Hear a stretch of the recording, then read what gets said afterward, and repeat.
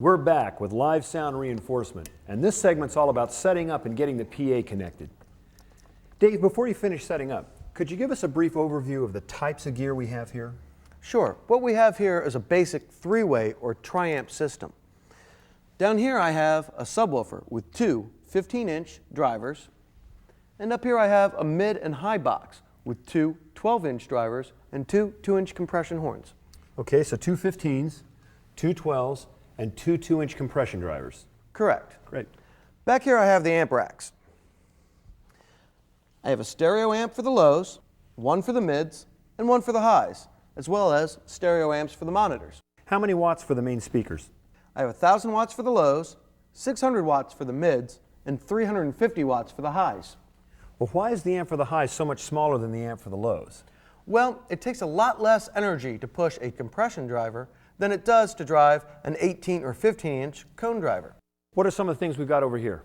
Over here we have a 24-channel multi-pin cable, which is commonly known as a snake. And what it does is it sends all my mic signal from the stage to my front of house mixer, and then all the returns back to my amps and to the speakers. And here? Here we have a monitor, and that's so that the musicians can hear themselves on stage. It's got a 15-inch driver for the lows and a 1-inch compression driver for the highs. I also have some mic stands, some mics, some mic cable, a 24-channel front of house mixer, a front of house drive rack that has my EQs, compressors, and crossovers, an effects rack that has my delays and reverbs. Excellent, Dave, thanks. Okay, one more time for our viewers. Our tri-amp system includes two subwoofers, each with two 15-inch drivers, two mid-high boxes on each side for a total of two 12-inch drivers and two 2-inch compression drivers per side, a power rack containing stereo amps for the lows, mids, and highs, a monitor power rack containing a stereo amp for the monitors, a 24-channel front-of-house mixer, the front-of-house drive rack containing house EQs, compressors, and crossovers, the effect rack containing the reverbs, delays, and signal dynamics, a 24-channel snake to run inputs and outputs from the stage to the mixer and back to the amps, a variety of mics and mic stands, and the monitor wedges. Dave, let's talk a little more about the speakers in the system. Earlier you said this was a tri-amp system. What do you mean by that exactly? Well, what I was talking about is we have three separate speaker components. We have lows, mids, and highs. Now they're all processed, crossed over, and amplified separately, creating a three-way or tri-amp system. So why do we want a tri-amp system? Well, you don't always. It all depends upon the type of music that your band plays, the venue size, the audience size. If you're a top 40 band or a rock and roll band, then you're definitely going to want the output and the coverage that a tri-amp system provides. But if you're a acoustical act and you're playing in a coffee house, then you don't really need it. But you're still going to use some of the same components: power, speakers, mixer, those sorts of things. So what size of an audience would this PA provide good coverage for? Well, PAs are spec'd in watts per head, which you get by taking the total wattage of your power amps and dividing that figure by 4. In our situation, we have about 2,000 watts. So if you divide that by 4, you get 500. So that's 500 people that this PA would adequately cover. Dave, a moment ago you talked about the output and coverage that a tri-amp system provides. What did you mean by that? What I was talking about was the frequency response and dispersion coverage that a system like this provides. It's important to have a fundamental understanding of these concepts. That way you can go on out and spec the appropriate PA for your band. Which is exactly what we're going to talk about next. Speakers are a fundamental part of live sound reinforcement, and it's important to understand what they do and how they do it. And that's what we'll learn next. So let's go to sound school.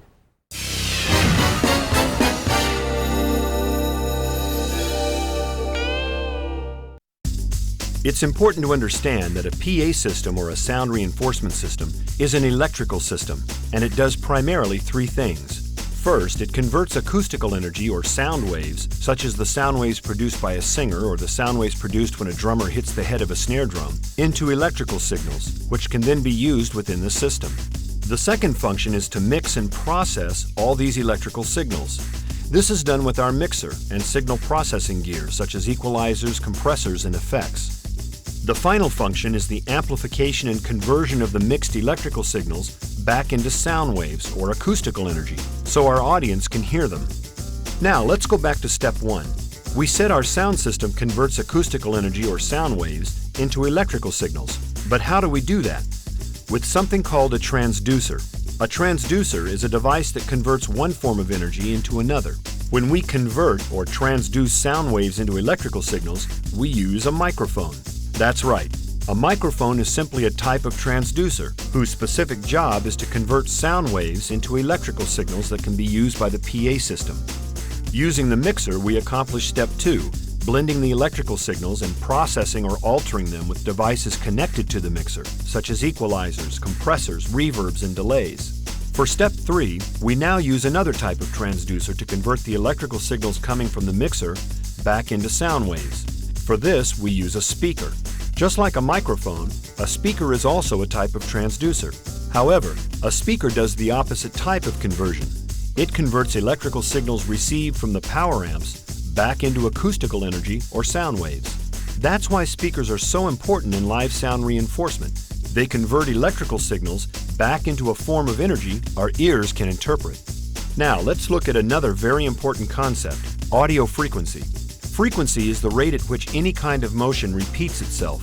For audio waves, this frequency of motion is measured in cycles per second, or hertz. A speaker moves its cone outward and then inward in response to electrical signals. When it moves out, the motion creates a wave of compression in the molecules of air directly in front of the speaker. When the speaker moves inward, a partial vacuum is created and the air molecules rush back to fill up the expansion. In this way, an outward compression and expansion of air is created in the air molecules that our ears pick up and interpret as a particular type of sound. When a speaker cone moves outward and then inward, it has completed one full motion, or one cycle. If it takes 1 second to complete this one cycle, then its frequency would be 1 cycle per second. If this motion occurred 1,000 times per second, its frequency would be 1,000 cycles per second, or 1,000 hertz. For cycles per second of 1,000 hertz or greater, we use the term kilohertz. If we see the term 2 kilohertz, we understand that to mean 2,000 hertz. Engineers shorten this to simply 2K. Now, what's so important about all this is that frequency directly corresponds to the sensation of pitch in our ears. The higher the frequency of a sound wave, the higher the musical pitch we perceive to hear. The human ear is capable of hearing throughout a frequency range known as the audio frequency range, or audio spectrum. The full range is considered to be from 20 Hz to 20,000 Hz, or 20 kHz. Live sound reinforcement components encompass roughly 40 Hz to 14 kHz. The area within the range that's necessary for speech intelligibility is roughly 200 Hz to 6,000 Hz, or 6 kHz. The most sensitive part of the human hearing range is between 1 and 2 kHz. So what does this have to do with speakers? Each speaker's output in our TRIamp system is designed to reproduce a certain portion of this audio frequency range. For example, the low-end drivers cover the lower range of the spectrum from about 250 Hz and below. The mid-range drivers reproduce the range from roughly 250 Hz up to 2.5 kHz. And the high-frequency horns reproduce the range from 2.5 kHz up to roughly 14 or 16 kHz. These ranges vary by the type of driver used in the system and the manufacturer's suggested crossover settings. Crossovers play an important role in all this because they control which range of frequencies are sent to the amps powering the different speakers. We'll discuss crossovers in more detail later on. Finally, there's the topic of dispersion. Dispersion refers to the ability of a speaker horn to spread out its sound in a consistent angle. There's vertical dispersion, which is that angle from floor to ceiling, and horizontal dispersion, or the angle left to right in front of the speakers. As a sound engineer, there are 3 factors to be aware of regarding dispersion. First, the lower the frequency, the wider it spreads out as it leaves the speaker. Conversely, the higher the frequency, the less it tends to spread out.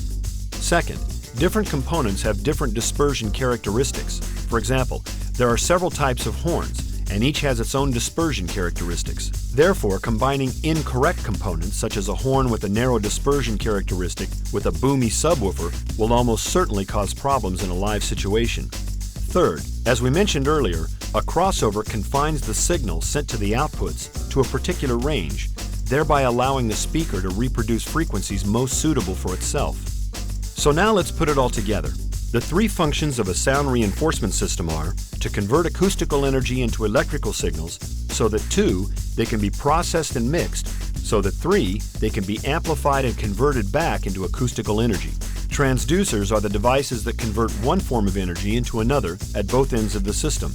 A microphone converts acoustical energy into electrical signals, and speakers convert the electrical signals back into acoustical energy. The scientific unit for the measurement of frequency, or cycles per second, is hertz. Frequencies over 1,000 hertz are measured in kilohertz. The audio spectrum is divided into frequencies, which the human ear understands as pitch. The higher the frequency, the higher the perceived pitch. The lower the frequency, the lower the perceived pitch. The drivers, or speakers, in a sound reinforcement system reproduce low, mid, and high frequencies and output them in a dispersion pattern. The lower the frequency, the more it tends to spread out. The higher the frequency, the less it tends to spread out. Dispersion is controlled by the design of the cabinets and the horns. A crossover unit involves 2 or more filters, which determine the frequency ranges to be reproduced by each speaker component. Each crossover point involves both a low-pass and high-pass network, which work together to confine the signal to a particular range, which is then sent to each output. Okay, school's out.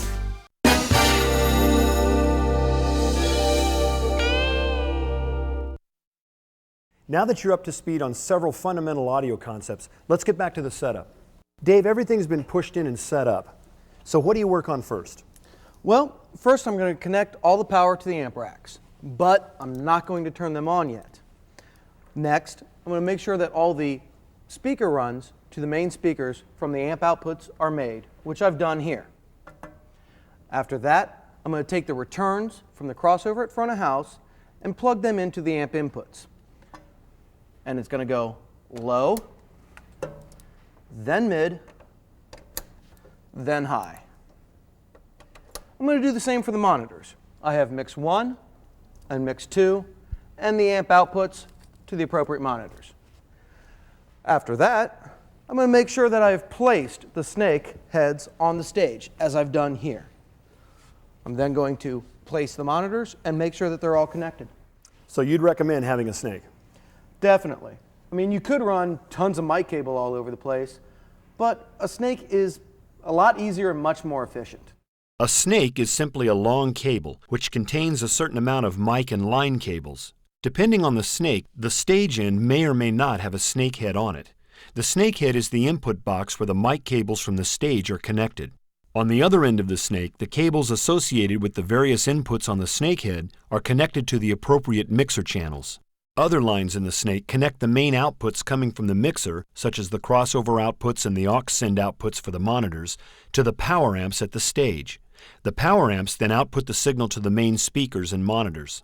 As we're doing here, it's often convenient to use 2 separate snakes, one for the stage inputs to the mixer and another from the front of house back to the power amps. Another thing to remember is don't make any cable runs from upstage to downstage across the stage. That way, you're eliminating any trip hazards. Any tips on monitors? Yes. One of the first things I like to do is I like to place the monitor off axis of the microphone. That way, I'm reducing any potential feedback problems. The other thing is I like to raise the monitor up, like I've done here. That way I get the monitor closer to the musician's ear. So now we've laid out the stage area. We go to work at the front of house now? Correct. The first thing I'm going to do is walk through the signal flow and make any connections that I need to. Why don't you show us that? Sure. First, I'll take the left and right outputs of the console and patch them into my house EQs.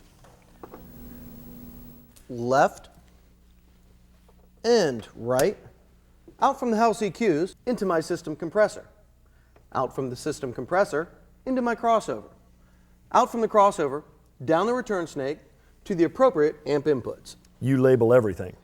Definitely. You need to make sure that the crossover outputs go into the right amp channels. Or you'll blow your speakers. Correct. Now how about compressors and noise gates? Ah, the dynamics. Well, I'm going to use an insert squid for that. Show us that. I'm going to go ahead and insert on very specific channels, like a compressor on a vocal channel or some noise gates on some drum channels. For instance, I'm going to go ahead and insert on the kick drum channel here into a noise gate. Signal will go from the kick drum channel into the noise gate, out from the noise gate, back down the insert, and back into the channel. Dave, let me stop you there for a second. It's very important to understand that the system compressors refer to the stereo compressor limiter used in the signal chain to protect the main speakers. The signal compressors or dynamics that Dave is plugging in are used to process signals like the lead vocal or the drum mics, which are coming from the stage. What's next? Well, next I'm going to patch the effects rack. This console has 6 aux outputs. I'm going to use 2 of them for separate monitor sends, and the other 4 I'm going to use for different effects. Aux 3 will be a vocal reverb. Aux 4 will be a vocal delay, and aux 5 will be a drum reverb. Dave, what about the monitors? Well, I'm using aux 1 and aux 2 for separate monitor sends. They come out from the console here, into my monitor EQs, out from my monitor EQs, back down the return snake to the monitor input channels.